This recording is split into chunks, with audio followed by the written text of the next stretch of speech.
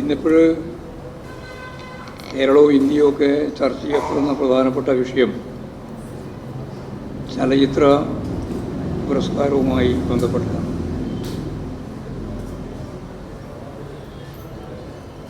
മലയാള ചലച്ചിത്ര പുരസ്കാരവും ദേശീയാടിസ്ഥാനത്തിലുള്ള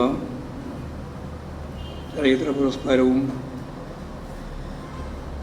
കുറച്ച് മണിക്കൂറിനിടയിൽ പ്രഖ്യാപിച്ചു കഴിഞ്ഞിരിക്കുകയാണ്.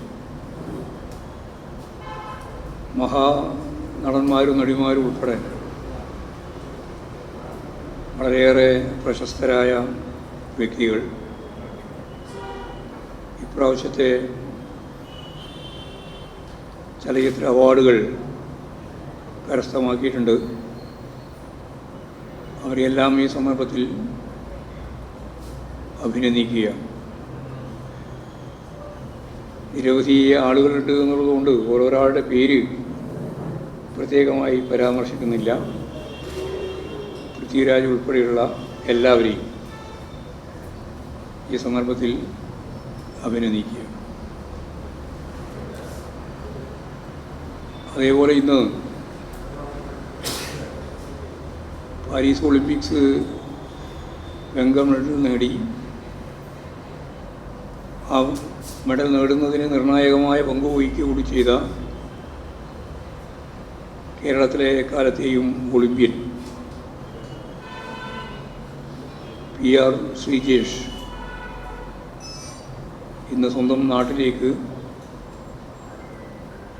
തിരിച്ചെത്തിയിരിക്കുകയാണ്. വലിയ രീതിയിലുള്ള ആപാലവൃദ്ധം ജനത ഒന്നിച്ചണിനിർന്ന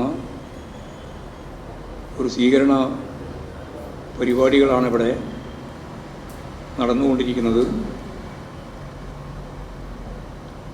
ഇന്നത്തെ പ്രത്യേക ദിനത്തിൽ കേരളത്തിൽ എത്തിച്ചേർന്ന ദിനം എന്നതുകൊണ്ട് ശ്രീ PR ശ്രീജേഷിനെയും പ്രത്യേകമായി അഭിനന്ദിക്കുക. കഴിഞ്ഞ കുറച്ച് ദിവസക്കാലം കേരളം ശ്രദ്ധയോടെ കൈകാര്യം ചെയ്ത വിഷയം എല്ലാവർക്കും അറിയുന്നതുപോലെ സമാനതകളില്ലാത്ത വയനാടിലെ ദുരന്തം അഭിമുഖീകരിക്കുന്നതിനു വേണ്ടിയുള്ള കൂട്ടായ്മയെ സമീപകാലത്തൊന്നും ഇല്ലാത്ത രീതിയിലുള്ള ഒരു ഐക്യം കേരള ജനങ്ങൾ ഒറ്റക്കെട്ടായി ഗവൺമെൻറ്റിൻ്റെ പിന്നിൽ ദുരിതബാധിതരെ സംരക്ഷിക്കുന്നതിനും ദുരിതം ലഘൂകരിക്കുന്നതിനും വേണ്ടിയുള്ള പ്രവർത്തനത്തിൽ കേരളത്തിൻ്റെ പാരമ്പര്യം ദേശീയ പ്രസ്ഥാനത്തിൻ്റെയും നവോത്ഥാന പ്രസ്ഥാനത്തിൻ്റെയും എല്ലാം സദ്ഗുണങ്ങളെ നെഞ്ചേറ്റി മലയാളി സമൂഹം ഒന്നടങ്കം ആ പ്രവർത്തനത്തിൽ വളരെ സജീവമായി ഇടപെട്ടുകൊണ്ടിരിക്കുകയാണ്. പുനരധിവാസത്തിൻ്റെ കാര്യങ്ങളിലേക്ക് ഗവൺമെൻറ് മെല്ലെ കടക്കുകയാണ്. വ്യക്തിപരമായ നഷ്ടങ്ങൾ ഉൾപ്പെടെ വെച്ചുകൊണ്ടുള്ള നഷ്ടപരിഹാര തുക നൽകുന്നതിനു വേണ്ടി കഴിയുന്നു. ക്യാമ്പുകളിൽ താമസിക്കുക എന്നതിന് പകരം വാടക വീടുകളിലേക്കും മറ്റ് ബന്ധു വീടുകളിലേക്കും പോകുന്നതിന് അവശേഷിക്കുന്ന ആളുകളെ പ്രാപ്തമാക്കുന്ന നിലയും ഗവൺമെൻറ് കൈകാര്യം ചെയ്തുകൊണ്ടിരിക്കുകയാണ്.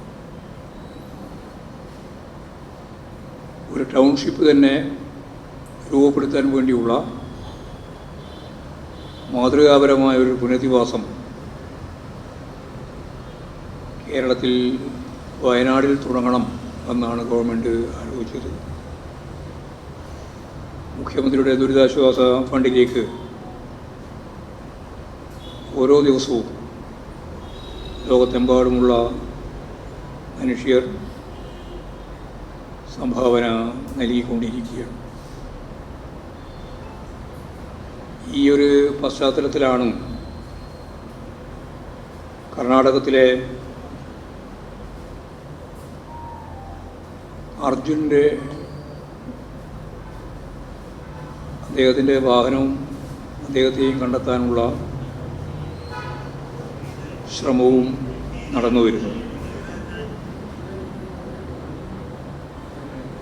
നമ്മൾ ആഗ്രഹിക്കുന്നത് പോലെ തുടർച്ചയായ ഒരു പ്രക്രിയയിലേക്ക് പോകാൻ